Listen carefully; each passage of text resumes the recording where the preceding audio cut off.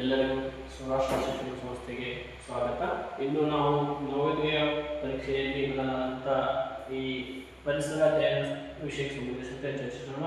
ಈ ಪರಿಸರ ವಿಷಯದಲ್ಲಿ ಮೊದಲ ಪಾಠ ಯಾವುದಪ್ಪ ಅಂದ್ರೆ ಭಾರತದ ಸಾರಿಗೆ ಅಥವಾ ಸಾರಿಗೆ. ಇಲ್ಲ ನೋಡಿ, ಈ ಸಾರಿಗೆ ಭಾರತದ ಸಾರಿಗೆ ಮತ್ತು ಈ ಸಾರಿಗೆ ವಿಧಗಳು ಯಾವಪ್ಪ ಅಂದ್ರೆ ಒಂದು ರಸ್ತೆ ಸಾರಿಗೆ, 2 ರೈಲು ಸಾರಿಗೆ, 3 ವಾಯು ಸಾರಿಗೆ, 4 ಜಲ ಸಾರಿಗೆ ಅಂತ ಬರ್ತೈತಿ.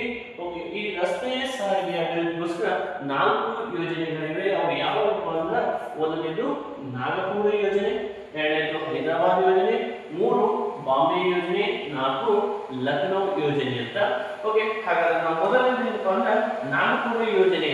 ಈ ನಾಗಪುರದ ಯೋಜನೆಯ ಅನ್ವಯ ಪ್ರಕಾರ ಏನ್ ಮಾಡಿದ್ರೆ ಇದರಲ್ಲಿ ಮತ್ತೆ ವಿಧಗಳಿವೆ. ಯಾವ್ಯಾವ ಅಂದ್ರೆ ಒಂದು ರಾಷ್ಟ್ರೀಯ ಹೆದ್ದಾರಿ, ರಾಜ್ಯ ಹೆದ್ದಾರಿ, ಜಿಲ್ಲಾ ರಸ್ತೆ ಮತ್ತು ಗ್ರಾಮೀಣ ರಸ್ತೆ ಅಂತಾರೆ. ಈ ರಾಷ್ಟ್ರೀಯ ಹೆದ್ದಾರಿ ನೋಡಿ, ಭಾರತದಲ್ಲಿ ಪ್ರಸ್ತುತವಾಗಿ 234ಕ್ಕಿಂತ ಹೆಚ್ಚು ರಾಷ್ಟ್ರೀಯ ಹೆದ್ದಾರಿಗಳಿವೆ. ಈ ರಾಷ್ಟ್ರೀಯ ಹೆದ್ದಾರಿಗಳನ್ನ ಸೂಕ್ತವಾಗಿ ನಿರ್ವಹಿಸಲು ಕೇಂದ್ರ ಸರ್ಕಾರ ಏನ್ ಮಾಡಿದೆ, 3 ಸಂಸ್ಥೆಗಳು ಮತ್ತು 3 ಯೋಜನೆಯನ್ನ ನಿಯೋಜಿಸಿದೆ.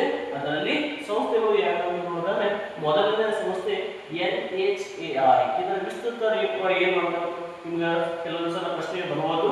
ಏನಪ್ಪಾ ಅಂದ್ರೆ NHAI ಅಂದ್ರೆ national highway authority of India. ಇದು ಎಷ್ಟರಲ್ಲಿ ಸ್ಥಾಪನೆ ಆಯಿತು ಅಂದ್ರೆ 1989ರಲ್ಲಿ ಸ್ಥಾಪನೆ ಆಗುತ್ತೆ. ಇದರ ಹೆಡ್ ಕ್ವಾರ್ಟರ್ಸ್ ಎಲ್ಲಿದೆ ಅಂದ್ರೆ ನ್ಯೂ ಡೆಲ್ಲಿಯಲ್ಲಿದೆ.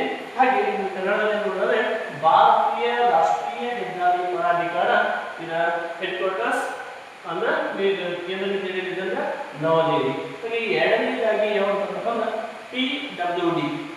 ಎರಡನೇ ಸಂಸ್ಥೆ PWD, the state public work department. ಇದನ್ನ ರಾಜ್ಯಗಳ ಲೋಕೋಪಯೋಗಿ ಇಲಾಖೆ ಅಂತ ಕರೀತಾರೆ.